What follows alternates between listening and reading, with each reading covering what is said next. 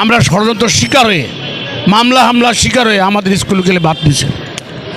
আগের সরকারের আমরা তিনবার 18 সালে আমরা এখানে 18 দিন ছিলাম, আমরা তারপরে একবার 56 দিন ছিলাম। এরপরে আমরা সময় প্রেস ক্লাবের সামনে মানববন্ধন কয়েকবার করেছি, কিন্তু আমাদের এই বেসরকারি স্কুলগুলোকে ষড়যন্ত্র স্বীকার করে সেই সময় আমলাতান্ত্রিক কিছু কর্মচারী সচিব এরাই আমাদের কাজকে অবহেলিত করে রাখছে। সরকার মহোদয়ের কাছে আমরা বারবার জানাইছি, আশ্বাস দিয়েছে, আকরামুল সাহেব স্যার আমাদেরকে আশ্বাস দিয়েছিলেন, কিন্তু আজ পর্যন্ত এক যুগ ছাড়াই এই 20 বছর হলো, কিন্তু আমাদের কোনো সমাধান সরকার কিছু করলো না। তাই আমরা আবার নতুনভাবে বৈষম্য শিকার না থেকে এই রাজনীতির বেড়াজাল থেকে বেরিয়ে এসে আমরা এখন দেশ স্বাধীন হয়েছে, এই দেশ স্বাধীনতার আমাদের প্রধান দাবি জাতীয়করণ।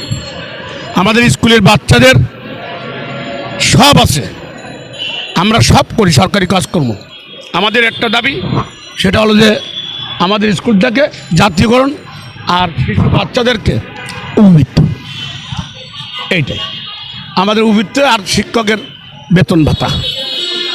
আমরা আজ থেকে 20 বছর এইভাবে বসে আছি, বারবার আন্দোলনে আসছি। আগের সরকার তো আমাদের শেষ করেছে, আমরা জামাত বিএনপি বলে আমাদেরকে ধ্বংস করে দিয়েছে।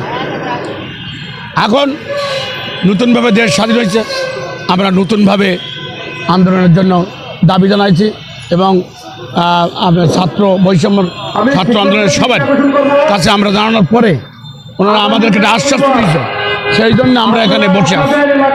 দেখা যাক, আমরা অনেক শিক্ষক আসছিলাম, আছে সবাই খাইতে গেছে।